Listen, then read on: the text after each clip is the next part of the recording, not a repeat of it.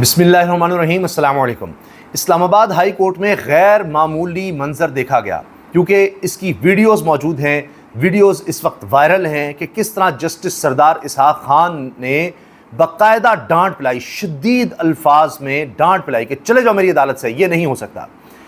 وہ شخصیت جس کو ڈانٹ پلائی گئی، جس پر وہ ناراض ہوئے، وہ ہیں علامہ طاہر اشرفی کے بھائی۔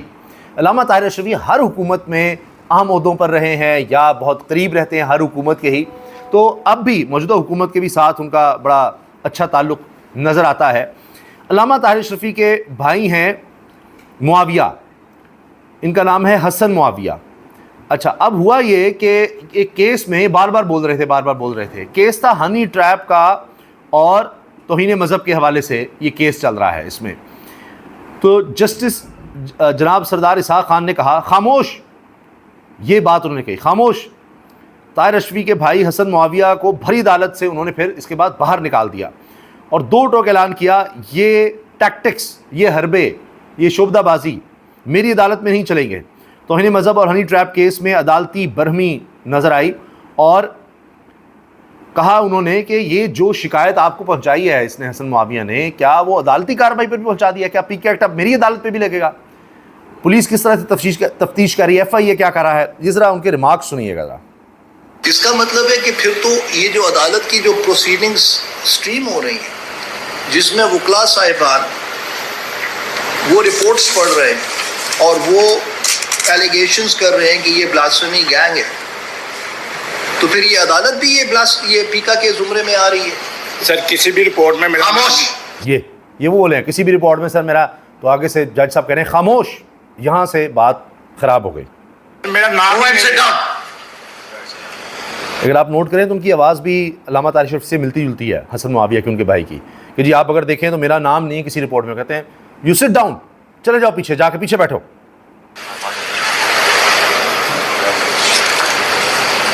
اچھا، یہ پھر پیچھے جا کے عدالت میں پھر بولنے کی کوشش کرتا ہے، پھر وہ کہتے ہیں اس کو میری عدالت سے ہی باہر نکال دو۔ یہ سنیے گا کس طرح جج صاحب نے اس کو پیچھے بھیجا اور اس کے بعد کیا ہوا، یہ سنیے گا۔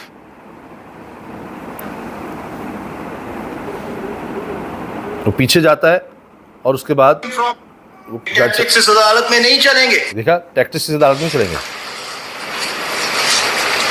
یہ ٹیکٹکس اس عدالت میں نہیں چلیں گے کہ آپ ریموو ہم فرام مائی کورٹ،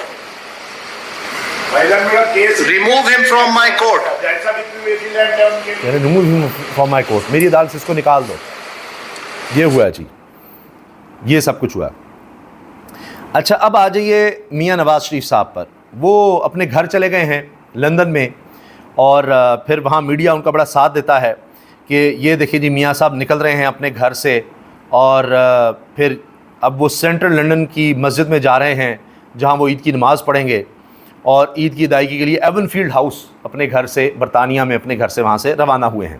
اور وہی جس طرح ان کے ساتھ ایک جتھا سا ہوتا ہے، دیگر لوگ ان کے ساتھ ہوتے ہیں تاکہ کوئی ان پر کوئی جملہ نہ کسے، کوئی ان کو تنگ نہ کرے میاں نواز شریف صاحب کو، تو وہ نکلتے ہیں گھر سے ان لاؤ لشکر کے ساتھ ہی۔ ایک طرح سے یہ پروٹوکول تو نہیں ملتا جو یہاں پر ملتا ہے، کئی گاڑیاں، سابق وزیر اعظم کیا موجودہ وزیر اعظم والا پروٹوکول وہ انجوائے کر رہے ہوتے ہیں، سرکاری خرچ پر وہ ساری گاڑیاں بھی، پروٹوکول بھی، پٹرول، سب ملازم وہ جاتی عمرہ کے ارد گرد، کیونکہ بیٹی وزیر اعلیٰ ہے تو وہ گھر بھی انہوں نے اسی طرح سے رکھا ہوا ہے، ہر طرف پروٹوکول۔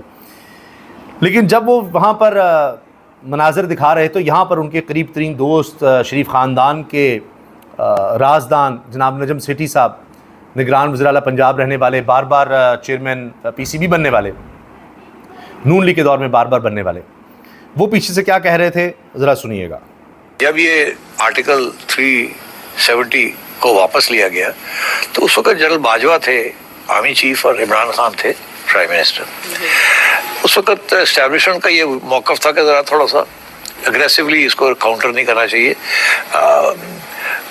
مگر عمران خان کا یہ تھا کہ نہیں، تکڑے ہو کے اس کو رسپونڈ کرنا چاہیے۔ تو جو بھی آپ کہہ لیں عمران خان پیٹریٹ ہے، جو بھی آپ کہہ لیں عمران خان محب وطن ہے، عمران خان محب وطن ہے۔ کیا ثبوت دیا کہ آرٹیکل 370 کا جب خاتمہ کیا، کشمیر کا اسپیشل اسٹیٹس جب چھینا بھارت نے مقبوضہ کشمیر میں، تو تب اسٹیبلشمنٹ یعنی جنرل باجوہ اس وقت کہتے تھے نہیں، ہاتھ ہولا رکھے عمران خان کا، نہیں اگریسو چلنا ہے، کشمیریوں کے لیے وہ آواز بنے۔ اسی لیے آج انڈین جتنے بھی آپ دیکھیے تجزیہ کار ہیں وہ بھی یہ ماننے پر مجبور ہیں کہ جب ہم کشمیر جاتے ہیں، مقبوضہ کشمیر، تو وہاں پر عمران خان کی آواز اٹھتی ہے کہ اس نے جس طرح ہمارا مقدمہ لڑا کسی نے نہیں لڑا، یہ بات ہوتی ہے، اور یہ نجم سیٹھی گواہی دے رہے ہیں۔ تو آپ دیکھیے نا کہ عمران خان اس وقت زیادہ اگریسو ہو رہا تھا بھارت کے خلاف، اور اس وقت کی اسٹیبلشمنٹ یا جنرل قمر جاوید باجوہ، اور دیکھیں ان کی کیا صورتحال تھی، اور پھر رجیم چینج میں کیا کردار رہا۔ آج آپ دیکھیے احسان فراموشی کے خواجہ آصف انہی کے خلاف بول رہے ہوتے ہیں جتنی سیاست انہوں نے کی نہیں کی، انہوں نے رجیم چینج کروایا، ساتھ رہے، کیا کیا تھا۔ اب گواہیاں آ رہی ہیں کہ نون لیگ کے ساتھ معاملہ تھا کہ جی اگلی اسٹیبلشمنٹ، اگلی دفعہ ایکسٹینشن وہ نون لیگ ہم آپ کو دے گی، یہ ساری باتیں ہوتی تھیں خواجہ آصف کی، ان کے جنرل باجوہ کے سسر کے گھر جا کر یہ سب کرتے تھے۔ آج اسی کے خلاف بول رہے ہیں، اسی کو میسج فون کرتے تھے کہ میں ہار رہا ہوں مجھے جتوا دو، پھر باجوہ کہتا تھا اچھا فکر نہ کرو، پھر ان کو جتوایا جاتا تھا۔ یہ سب کچھ ہو رہا ہے اس ملک میں، آپ اندازہ لگائیے، اور راز تو اب کھل رہے ہیں۔ فواد چودھری بتا رہے ہیں کہ کیا کیا ہوتا رہا، خواجہ آصف کے بیانات ہیں، یعنی قاضی فائز عیسیٰ ہیں وہ ذلیل ہو رہے ہیں، سکندر سلطان راجہ چیف الیکشن کمشنر ہیں وہ ذلیل ہو رہے ہیں، سب سے بڑھ کر باجوہ صاحب ذلیل ہو رہے ہیں۔ تو آپ سوچئے کہ کیا حالات بن گئے ہیں، آگے پتہ نہیں کیا کچھ ہوگا۔ اچھا، شہباز شریف صاحب بھی چلے گئے ہیں سرکاری دورے پر سعودی عرب، اتنے دورے کسی وزیر اعظم نے کیے ہوں گے، اور وہی سرکاری خرچ، وہی سرکاری جہاز، اسی طرح VIP کلچر، اور پیچھے خبریں کیا ہیں کہ 88%، یعنی جو غربت کا ویسے اوپر والا معیار ہے اس کے مطابق 88% پاکستانی غریب ہو چکے ہیں۔ 3 سال مسلسل جو گروتھ پاکستان کی جتنی رہی ہے اتنی کم آج تک پاکستان کی 78 سال تاریخ میں نہیں ہوا، اتنی تباہی کبھی بربادی ہوئی۔ 45% لوگ، یہ ورلڈ بینک کی رپورٹ ہے، ورلڈ بینک کی رپورٹ، 45% لوگ غربت کی لکیر سے نیچے چلے گئے ہیں۔ تقریباً 11 کروڑ لوگ، 11 کروڑ، سوچئے آدھی آبادی تقریباً پاکستان کی، جو اپنی خوراک کا انتظام نہیں کر سکتے، تعلیم صحت تو بہت دور کی بات ہے، اور وہاں جناب VIP طریقے سے سعودی عرب جایا جا رہا ہے، وہاں پر دورے ہو رہے ہیں، اور پیچھے سے خبریں یہ ہیں۔ ساتھ یہ بھی ہو رہا ہے کہ تحریک انصاف مزید آرگنائز ہو رہی ہے، اور کیا ہوا گزشتہ رات راولپنڈی میں، یہ مہر عبدالستار کہہ رہے ہیں جو اب سینٹ کے امیدوار بھی ہیں تحریک انصاف کے، وہ کہتے ہیں گزشتہ رات راولپنڈی میں پاکستان تحریک انصاف راولپنڈی ڈویژن کے سابقہ اور موجودہ عہدیداران، ISF انصاف students federation, youth wing, ILF جو انصاف لیگل فورم ہے، یعنی لائرز فورم، لائرز کا بھی، اور مدر باڈی کے نمائندگان سے ایک اہم ملاقات کا انعقاد ہوا۔ اس موقع پر تحریک انصاف پنجاب کی چیف آرگنائزر محترمہ عالیہ حمزہ بہن ہمراہ میاں اسلم سکھیرا بھی موجود تھے۔ ملاقات کے دوران مختلف تنظیمی رفقا نے اپنے تحفظات اور تجاویز پیش کیں، جنہیں عالیہ بہن نے نہایت توجہ سے سنا اور ان کے حل کے لیے مکمل تعاون کی یقین دہانی کرائی۔ محترمہ عالیہ حمزہ نے واضح طور پر کہا کہ ہمارا واحد اور اولین مقصد قائد تحریک انصاف جناب عمران خان کی رہائی ہے۔ ہم سب اس مشن کے لیے ایک ہیں اور اس کاز کو کامیاب بنانے کے لیے ہر ممکن حد تک جانے کے لیے پرعزم ہیں۔ یہ ملاقات اتحاد، اعتماد اور مشترکہ جدوجہد کے جذبے کی عکاسی تھی، اور انشاءاللہ ہم عمران خان کی قیادت میں ایک مضبوط اور آزاد پاکستان کی جدوجہد جاری رکھیں گے۔ یہ جناب اس میں گفتگو ہوئی ہے، یہ بات ہو رہی ہے۔ باقی آخر میں میمز بن رہی ہیں ابھی بھی لیلے پر، اور کیونکہ عمران خان نے شہباز شریف کو لیلا کہہ دیا، اسٹیبلشمنٹ کا لیلا ہے، دور جاتا ہے تو اس کی رسی کھچتی ہے تو سانس بند ہوتی ہے۔